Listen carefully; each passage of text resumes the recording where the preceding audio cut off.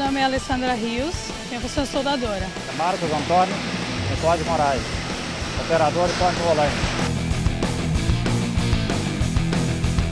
Meu nome é Marcelo Augusto, minha função aqui, eu sou encanador industrial. Meu nome é Michele e eu trabalho de montadora de andaime. Meu nome é Alex Alves de Araújo. A minha função, eu sou encarregado de estrutura.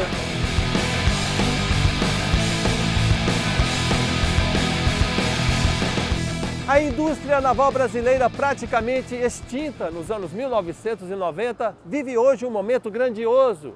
Emprega 78 mil trabalhadores distribuídos em diversas regiões do país e já conta com encomendas que chegam a 40 bilhões de dólares até 2020.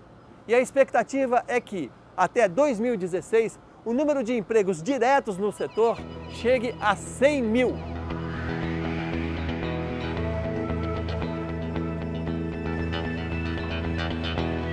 A indústria naval brasileira gerou investimentos não só para a produção de navios e plataformas marítimas, mas também para a construção de novos estaleiros.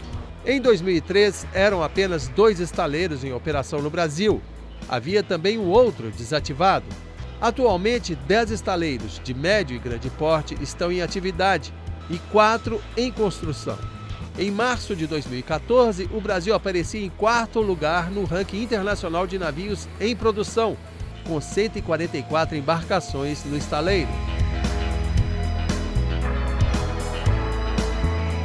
Mesmo com tanto investimento, produzindo a pleno vapor, com uma costa de mais de 7 mil quilômetros de extensão e cerca de 40 mil quilômetros de rios navegáveis, a indústria naval brasileira ainda tem muito a conquistar.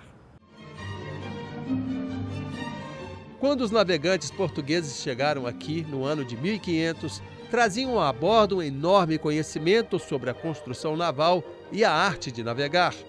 Exploraram a costa e estabeleceram um comércio entre a metrópole e colônia, com embarcações que trouxeram de Portugal até a metade do século XVII, quando começaram a construí-las no Brasil. Mas o marco da indústria naval brasileira se deu em 1846, quando Irineu Evangelista de Souza, o Barão de Mauá, fundou em Niterói, no estado do Rio de Janeiro, o estabelecimento de fundição e estaleiro da Ponta da Areia, que daria origem ao empreendimento que leva o seu nome, o Estaleiro Mauá. Ele adquiriu esse local e começou na produção de navios, no começo um pouco mais modestos, né? Só que nessa época se produziu um fenômeno de bastante gravidade, né, que foi a Guerra do Paraguai, que por outra parte alavancou, né, a indústria naval brasileira, porque o país precisou urgentemente de embarcações adaptadas à navegação pelos rios. Dali que veio um período, um auge da construção naval brasileira em poucos anos, no período da guerra, se construiu muito. Fim da guerra, naturalmente a coisa mudou. Em 1888, o Barão de Mauá teve de fechar as portas de sua empresa, passando às mãos da Companhia de Forjas e Estaleiros em 1890.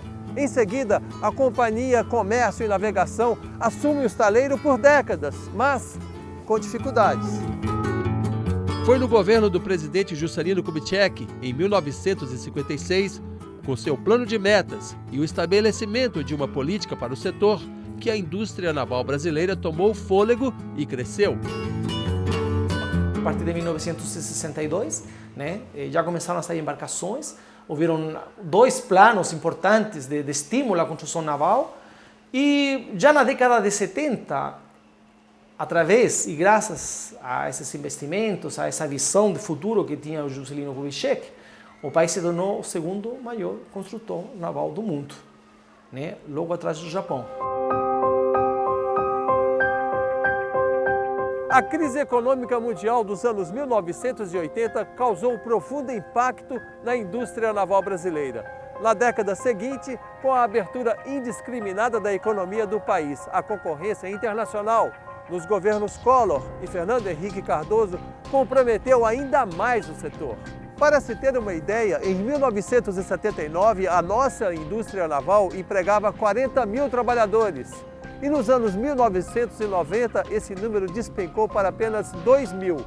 Plataformas e navios passaram a ser encomendados no exterior, desprezando a capacidade de produção nacional e criando um cenário de terra arrasada.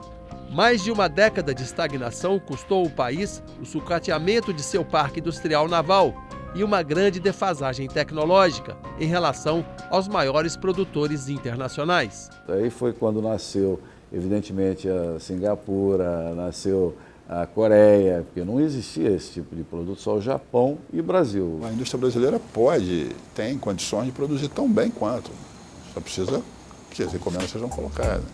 Em 2003, o então presidente Luiz Inácio Lula da Silva, cumprindo uma promessa de campanha, tomou a decisão de retomar a produção de navios. A demanda do setor de óleo e gás por petroleiros, navios sonda, navios de apoio e plataformas, na última década, foi um importante impulso.